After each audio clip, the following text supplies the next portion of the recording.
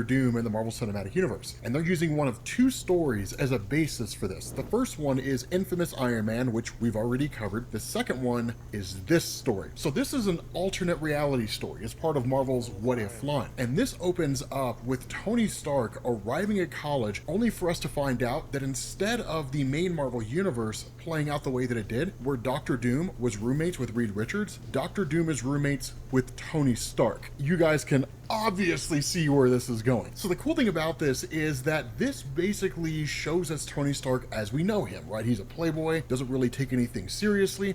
The alternative here, the other side of this, is that Doctor Doom is far more focused than Tony Stark is. And in fact, he even says that, right? As a transfer student, you might not be aware, the semester has already begun. Your presence in this room will be tolerated only if your priorities are in order. Is that understood? And so Stark's reaction is just like, I mean, that's cool, man, but like, my girl here has a girl of her own, right? Like, you looking to touch some naughty bits, or are you just gonna sit here and just be grumpy all the time? But in the days following their first encounter, Tony Stark demonstrates how smart he is. This is one of the funny things. Doctor Doom always comes up second to the various people that he ends up sharing a room with when it comes to him going to college. Reed Richards, Tony Stark, so on and so forth. And where Stark's just like blasting music and all that kind of stuff, one of the things he points out here is that Doom just needs to learn to relax. He says, let your back brain do the work. And then Doom asks him, like, what would you know about work at all, right? You were born into privilege, while I've had to fight for every grant, every scholarship. The burden I shoulder would break a lesser man, but my destiny is to lead, and that inevitability is worth any sacrifice. Now, this establishes that Doctor Doom's history within this universe is almost identical to his history in the main Marvel universe, and that concept was basically being carried over here from Jonathan Hickman's Fantastic Four when they established that in every reality, Doctor Doom ultimately tries to seize absolute power, and the only way to really fix him is to essentially lobotomize him, and that's it. That's all you can really do. But Tony Stark here... That's funny. The only way to fix him is knock that nigga off. Make him boo. Get rid of him. Kind of plays the Tony Stark game, right? He says, maybe, but keeping your focus among other things so tight can lead to mistakes, like the proton coefficient in your formula there should be cubed, not squared. And Doctor Doom kind of gets a little pissy about this, about the fact that he's being shown up. But at the end of the day, what we end up finding out and what we're told here is that this irritation that Victor Von Doom has for Tony Stark ultimately leads to a kind of grudging respect, where Victor Von Doom looks at Tony as a man who's kind of his equal. And that's one of the most important things to understand for those of you guys who are new to Doctor Doom in Marvel Comics. Yes, he puts off a lot of bravo. Yes, he does all kinds of crazy stuff. Doctor Doom really cares more about intelligence than anything else. Bravery to a degree, but intelligence is at the top of the list. Okay. And so what happens is Doom leads Tony Stark down into this basement where things are pretty seedy. And he says, I'm afraid I have a confession to make. The late nights I said I've spent in the library is a lie. I've actually been here. And where Stark is just kind of like the storage annex, like there's nothing down here but rats and old books. The response of Doom is, exactly. That's why I came down here. I've learned that my current scholarship may not be renewed. In hopes of saving my education, I've been forced to take rather extreme measures. And what he says is really interesting here. He says,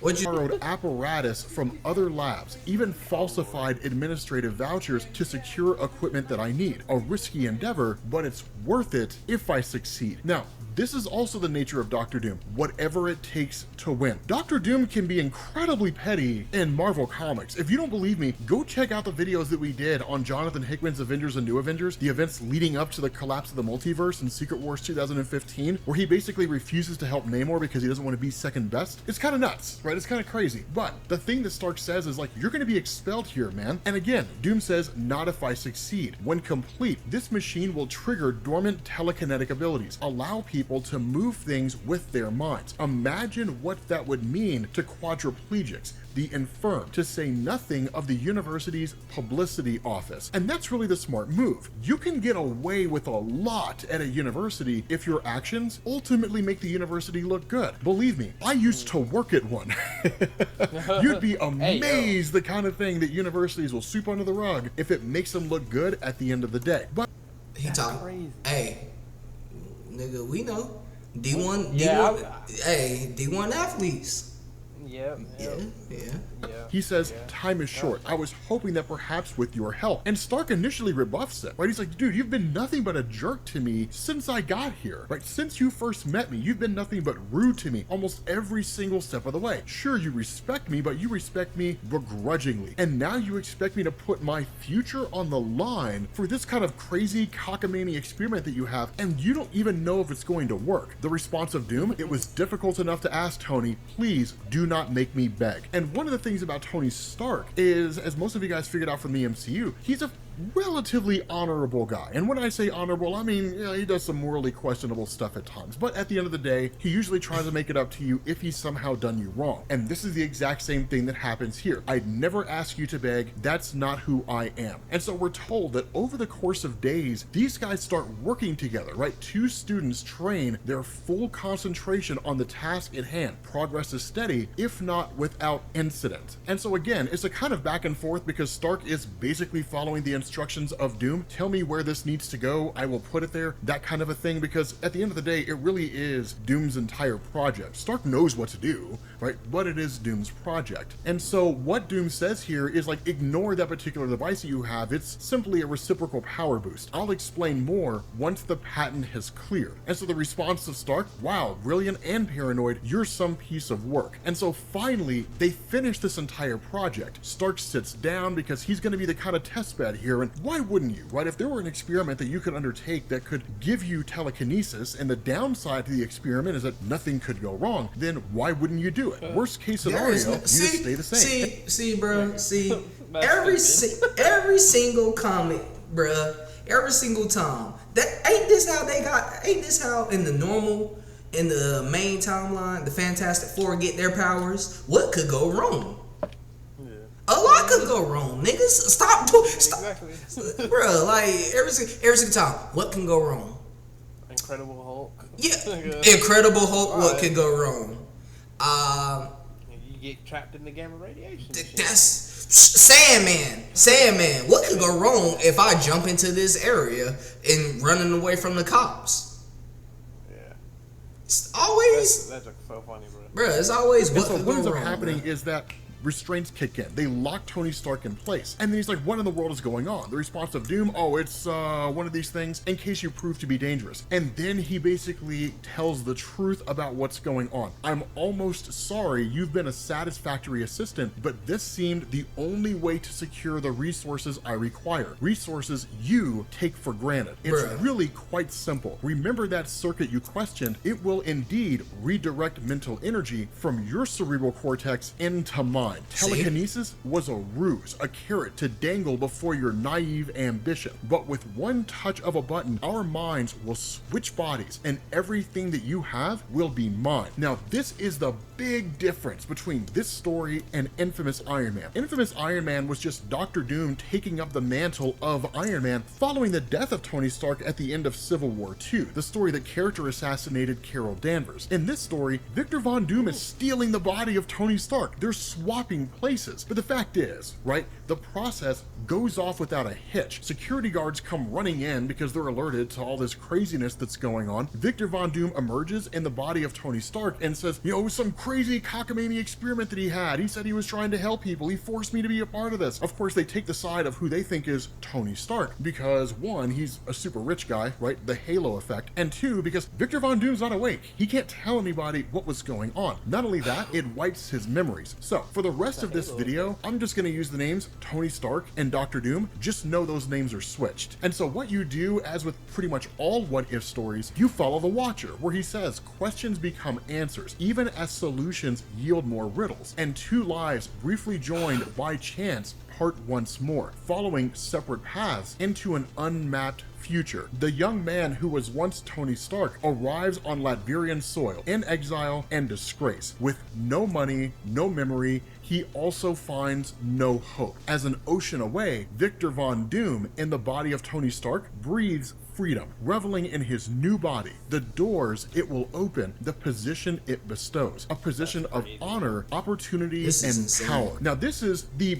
best possible scenario for someone like Victor Von Doom. Being able to operate behind the scenes, no one wiser to the fact that he's taken over the body of somebody else, but all the resources that it grants him, the technology, the whole 9 yards. Because again, for those of you guys who are unfamiliar with Doctor Doom, what makes him so powerful is the fact that he's this perfect merger between technology and magic. Not science and magic, technology and magic, which I guess depending on how you look at it, the two are one and the same, science and technology. But the fact is, right, he merges those two things and is able to achieve a wide array of capabilities. And so we're told, weeks pass, one life spirals downward, confusion and despair, freeing inner demons. Hence the reason why this story is called What If? Demon in an Armor. It's based off the old Demon in a Bottle storyline, really in name only. And we're told, until untapped and perhaps unrealized metal rises at last to confront those demons, to simply tell them no. A word which is heard with increasing annoyance by quote-unquote Tony Stark, most often from a father who cannot understand why his only son has become so distant, so insistent on control. An unfortunate and never fully explained industrial incident soon follows, and no is heard no more. He knocked off his dad. That's crazy. Bruh, I mean, I don't expect nothing out of Victor. Nothing less, honestly. Victor would kill anybody. Yeah. Victor was the first supervillain that I was like, oh, he kills everybody. He don't even care. Yeah. He don't even explain his plan. He's not playing. Bruh, he don't play none of that, bruh. More. Of course, Howard Stark was murdered, right? I mean, that's obviously the implication here, right? And so we're told months become years as obstacles loom and challenge. Menial jobs pay for squalid lodgings, while tireless study earns respect and coveted scholarships. Now, here's the coolest thing about Tony Stark, right? Those are the guys who came for the Marvel Cinematic Universe, and that's your perspective of Tony Stark, right? You're not overly familiar with his character in the comics. You're not far off. Right, you're really not far off. Tony Stark is one of those guys where the worst thing you could possibly do is back him into a corner. Because then what he's going to do is he's going to make you a project, and he's going to go to work on you. He'll go after you and anybody that you ever met. That's facts. That guy, That man Tony Stark is a freaking, like, I don't know if anybody who's watching this ever seen the Lego movies or whatnot. Bro, but he's a master builder, bro. Man, no. When he goes to work, bro, that man goes to Tony Stark. Tony does not play, bro. Like comic book Tony, even more so than freaking MCU Tony, bro. You know, comic book Tony. MCU, bro. Comic book Tony reminds me so much of John Wick, but like with technology, like just straight like he like straight up be like, all right, bet, I'm about to get this done. No matter what, bro. Like, he gonna figure something out. Yeah. For the Marvel Cinematic Universe, and that's your perspective of Tony Stark, right? You're not overly familiar with his character in the comics. You're not far off. Right, you're really not far off. Tony Stark is one of those guys where the worst thing you could possibly do is back him into a corner. Because then what he's going to do is he's going to make you a project, and he's going to go to work on you. He'll go after you and anybody that you ever met, right? That guy can be super hardcore when he wants to be. And that's exactly what's happening here. Even though Tony Stark is trapped in the body of Victor Von Doom, he still has all his intelligence. But more so than that, now he's got purpose and meaning, and that's what really makes him dangerous. And so what we're told is that with this new drive and motivation, the result is Tony Stark and Batman is like same tier. As the man with no memory, the man fate would seek to dismiss, becomes Dr. Victor Von Doom, while the man who had abandoned his own quest for titles pursues a different goal, molding his own life through intimidation, extortion, and means less subtle. Ideas flow like quicksilver from a brilliant, if wounded mind. Medical advances, enhanced safety apparatus, fuel-efficient engines, patents make the inventor a wealthy man, and that wealth is funneled into economic growth, making Latveria free and strong. But strength takes many forms, and the man who would be Stark seeks them all. An obsession, and in consuming, devours all remnants of conscience, a circumstance that will have resounding consequences. It's really cool the way this plays out, because what it effectively tells us is Victor Von Doom, operating in the body of Tony Stark, basically does whatever it is he needs to do in order to win. Borrow, steal, and kill. Of course, he wouldn't beg, but the fact is, he is burning bridges everywhere he goes. He is ruthless and he is relentless. On the other side of the world, Tony Stark, in the body of Victor Von Doom, is really more of a philanthropist, right? He's pursuing goals that make the world better. And the reason why all this matters is because, as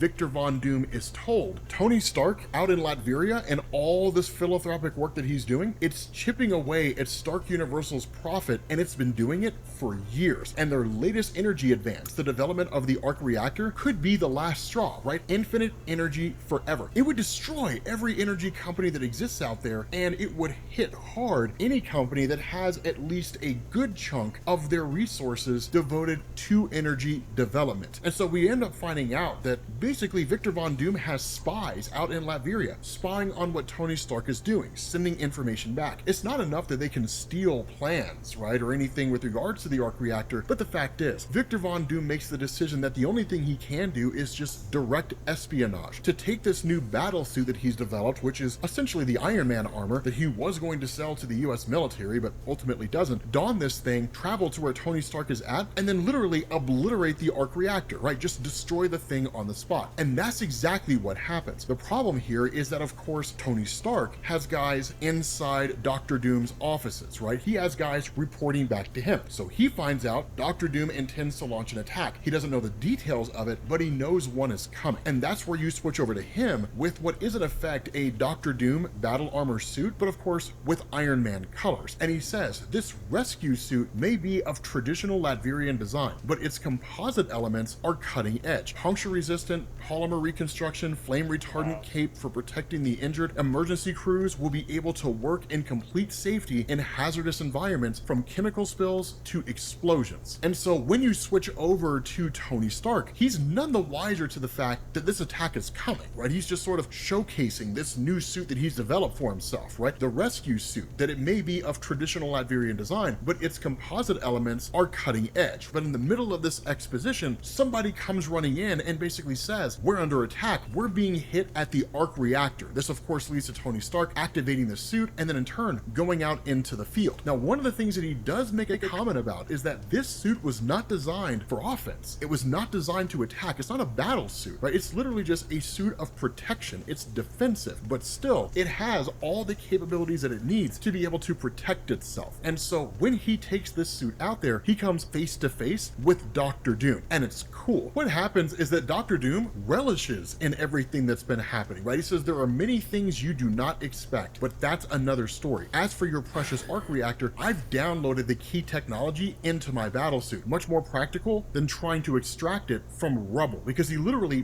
blows the facility to pieces, right? There's nothing left of this arc reactor technology short of what is in effect this super advanced thumb drive that's in Doctor Doom's possession. Following that, he goes to leave, right? He says you can always rebuild, of course, but by then the Stark version will have cornered the market. This was almost too easy. Now, for a moment, Tony Stark gives off this impression that he's almost just kind of ready to roll over, right? Just roll over, take it, and just kind of accept his fate. But he doesn't, right? He finds that metal in him and he says, magnetism. Attractor beams were meant to lift debris from collapsed buildings, but they should work just as well on Stark's metal armor. And of course, he fires it off, but with Doctor Doom's suit basically being this battle armor, right, this offensive suit, it just starts firing off rockets, which is kind of cool. But again, you get this kind of back and forth and back and forth. But Doctor Doom just kind of ridicules this guy, right? He says, you should have let me leave, then I would have let you live. Your protective shell is formidable, but it's wearing down. And all I need is to make a single hole. But all I needed was to lure you close enough to do